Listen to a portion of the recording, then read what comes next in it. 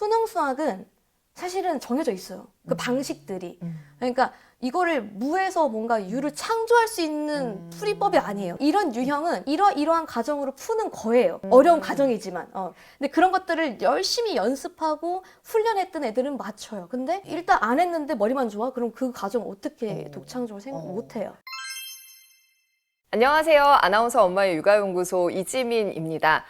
현재 대치동에서 수학학원을 운영하고 계시고요. 유튜브 서울대 소자쌤 채널에서 공부 노하우를 나누고 계십니다. 소자쌤 모셨습니다. 어서 오세요. 안녕하세요. 네, 안녕하세요. 수학에 한정해서 초등 때 네. 못했던 아이가 중고등학교 때 갑자기 역전하는 게 가능한가요? 불가능하다고 생각합니다. 네, 초등 때 못한다는 것은 쉬운 연산이나 그런 기본적인 정의에서 받아들이지 못하는 케이스인 건데 그 고차원적인 중등 수학이나 고등 수학에서 갑자기 뭐 잘한다? 이거는 거의 기적에 가까운 일이라고 생각해요. 뭐 아예 0%다 이렇게 할 수는 없겠지만 거의 불가능에 가까운 게 아닌가라는 생각이 듭니다. 초등 때 잘하더라도 가서 안 되는 애들이 얼마나 많아요.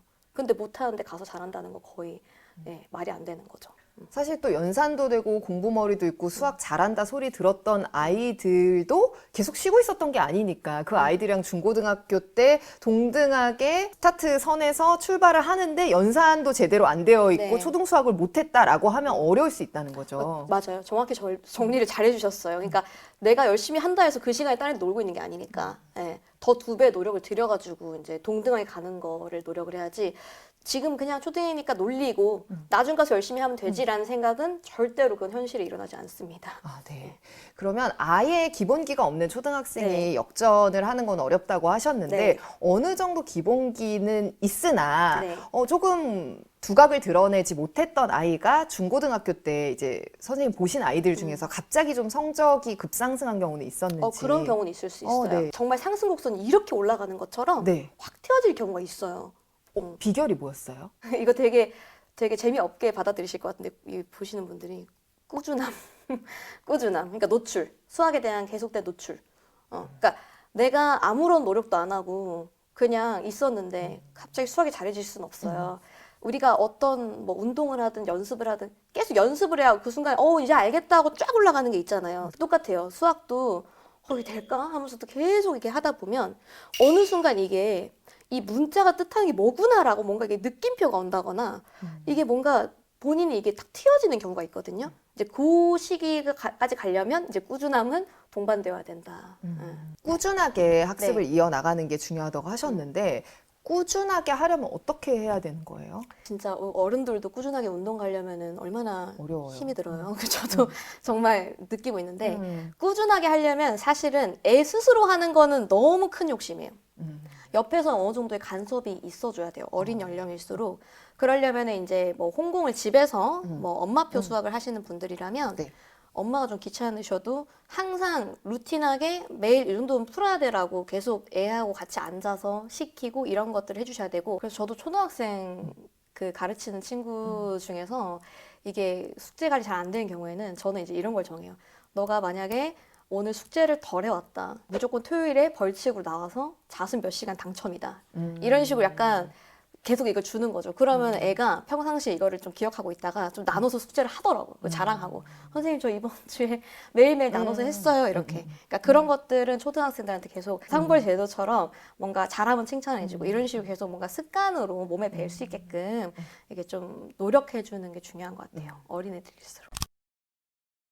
그 대치동에서도 네. 특별히 잘한 아이들 있잖아요. 네. 전교 1등 아이들도 많이 만나보셨을 것 네. 같은데 뭐가 그렇게 다른가요? 이 적나라하게 얘기해도 될지 모르겠는데 1등 대치동이면 대한민국 1등 그 교육의 도시이고 동네이고 거기서 1등이라는 거는 사실상 좀 타고난 게 큽니다. 네, 그래서 조금 어쩔 수 없이 네. 좀 유전자적으로 수학에 정말 탁월한 어떤 수감각과 그다음 언어 감각과 이런 것들을 타고난 애들이 정말 남들의 절반도 투입을 하지 않아도 이만큼 가요.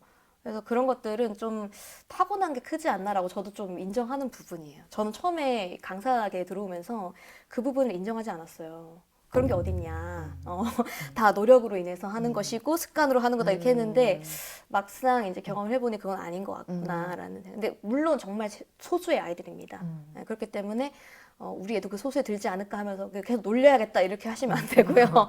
정말 천재성을 가진 일부의 아이들에 한해서 말씀을 드리는 부분이에요. 전교 1등 말고 네. 상위권으로 확대하면 좀 이야기가 달라지죠? 그러면 달라질 수 있어요. 그러면 상위권이면 충분히 노력으로서 내가 타고난 뭔가 이 수학에 막 뛰어난 그게 없어도 정말 습관과 뭔가 뭐 커리큘럼 플랜 잘 짜가지고 정말 꾸준하게 해오면 그 나중에는 근데 고등수학 와서 그게 다 이겨요. 수능 문제 아무리 머리 좋고 수학 감각이 있어도 절대 못 이깁니다. 정말 머리가 정말 좋아가지고 남들의 뭐 절반만 해도 막 똑같이 하는 애들 있다. 이거랑 얘는 그냥 보통이에요. 근데 정말 성실하게 하고 방법론적으로도 잘 학습 적용을 하고 꾸준히 한다. 얘가 무조건 이겨요. 수능에서는. 그게 수능이에요. 그렇기 때문에 너무 어린 나이일수록 머리 좋은 애들은 금방 가잖아요. 그거 어린 나이에 머리 믿고 그렇게 하면 안 됩니다. 이 아이들이 훨씬 더 유리한 이유가 이게 네. 내신이랑은 또 다른 건가요? 아니면은 이 아이들이 결국에 가서는 그런 꾸준함이나 성실함으로 더 꼼꼼하게 풀기 때문에 점수 자체가 높은 거예요? 둘 다 할 수 있는데 예를 들면 수능이라는 게 2-1 이런 학기처럼 단순한 게 아니라 이 중학교부터 고등학교까지 모든 것들을 총망라해서 종합적으로 판단하는 시험이잖아요. 그러면은 중학교 심화 문제를 풀면서 꾸준히 풀면서 이런 방법들을 익히고 했던 애들이 이제 그 수능에서는 그 모든 갖가지 것들을 가져와서 과정상 이게 경험했던 거를 끌고 와가지고 문제를 푸는 과정이거든요. 근데 머리가 좋은 애들이 그 과정들을 예를 들어 스킵했다고 치면 그거 어떻게 하겠어요? 그거 좀 불가능하다는 거죠. 어쨌든 수능 수학이라는 건 저는 이거는 꾸준함으로 열심히 공부한 애들이 이기는 것이다라고 저는 그렇게 생각하고 있어요. 수능 수학은 사실은 정해져 있어요. 그 방식들이. 그러니까 이거를 무에서 뭔가 유를 창조할 수 있는 풀이법이 아니에요. 수능 수학은. 이게 약간 설명이 되나요? 그러니까 네. 이런 유형은 이러이러한 과정으로 푸는 거예요. 어려운 과정이지만. 근데 그런 것들을 열심히 연습하고 훈련했던 애들은 맞춰요. 근데 일단 안 했는데 머리만 좋아? 그럼 그 과정 어떻게 독창적으로 생각 못 해요. 그러니까 그 짧은 시간 안에 그걸 생각하기가 어렵고 그렇죠. 사실상 수능 시험이라고 하는 게 영재를 판별하는 시험이 아니잖아요. 아닙니다. 네, 경시대의 문제도 아니고 네. 이거는 중학교부터 고등학교까지의 수학 과정을 얼마나 탄탄하게 잘 공부해 왔는지 네. 체계적인지 이거를 네. 묻는 시험이니까 네. 아무래도 성실하게 공부해온 아이들이 뭐 반짝이는 그런 명석한 두뇌를 가진 아이들보다 유리할 수 있다는 거죠. 그렇죠. 근데 이제 명석한 두뇌를 가진 애들은 이제 짧은 시간 내에 그 극복을 할 수는 있겠죠. 그래서 가장 두려운 게 머리도 좋으면서 성실한 애들인 것 같아요. 못 이겨요. 그럴 때 최상위권이에요, 무조건. 최상위권이 네. 굳건하게 지키는 거예요. 그런 또 그리고 친구들이. 한 번 그 100점이나 잘하는 그 맛을 보면 그 아이들이 안 내려오려고 해서 더 열심히 해요. 저도 그랬던 것 같아요. 약간 저도 나 이거를 놓칠 수 없어. 약간 이런 느낌 때문에 그 성적에 대한 뭔가 마약성 같은 느낌? 그러니까 그거 잘하는 나에 대해서 취하는 거죠. 그러니까 거기에 대해서 자꾸 자극을 받고 동기부여가 돼가지고 막 더 남들이 안 시켜도 계속 하게 되고 이런 것 같아요. 그러니까 어릴 때부터 약간 그런 흥미를 가질 수 있게끔 자꾸 칭찬해주고 이제 옆에서 이제 계속 이렇게 해주는 것도 중요한 요소인 것 같아요. 예. 저 이것도 너무 궁금한데 수학에서 네. 정말 실수를 누가 더 많이 하느냐, 네. 덜 하느냐가 점수에서 확연하게 드러나잖아요. 네. 실수는 도대체 어떻게 줄일 수 있는 건지. 이 실수라는 거가 그 당시엔 이유가 있어요. 그러니까 예를 들면 말도 안 되는 실수를 해요.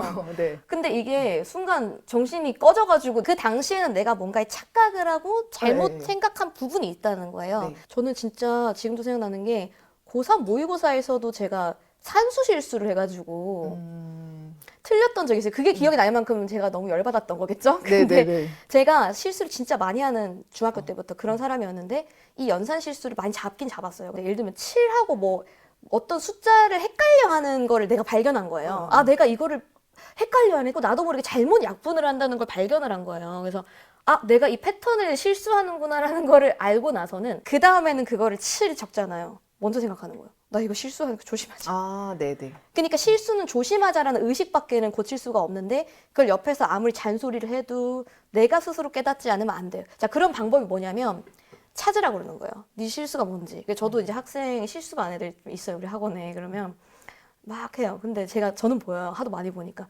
여기서 이거 실수했네. 근데 이거 알려주면 안 돼요. 어. 그러면은 너 가져가서 10분 선생님 10분 실습 줄 테니까 네. 네 실수를 찾아서 지우지 마. 실수를 찾아서 선생님한테 설명해. 어디서 실수했는지. 그럼 애들이 되게 싫어하거든요. 네. 다시 풀면 안 돼요. 말이에요. 네. 안 돼. 안 돼. 그러면 자리로 가가지고 지 풀을 막 하다가 이거 진짜 와가지고 선생님 제가 아까 전에 이거 9분의 1이어가지고 그거 했는데 제가 이걸 한 번 더 곱했어요. 라든지 그걸 갖고 오는 거예요. 근데 그게 한 번 한다 해서 고쳐지진 않아요. 그거를 여러 번 좀 반복을 시키면 본인이 이제 문제 풀려고 막 할 때 이렇게 하면서 이제 하면서 이제 미리 예방을 하게 되는 거죠. 고등 수학을 많이 다루는 선생님으로서 네. 초등 수학에 대한 이야기를 나눠주셨는데 초등 부모님들께 네. 마지막으로 하시고 싶은 말씀이 있다면 네. 그러니까 초등학생은요, 제가 보면 정말 무궁무진한 잠재성을 가진 예쁜 애들이에요. 그래서 네.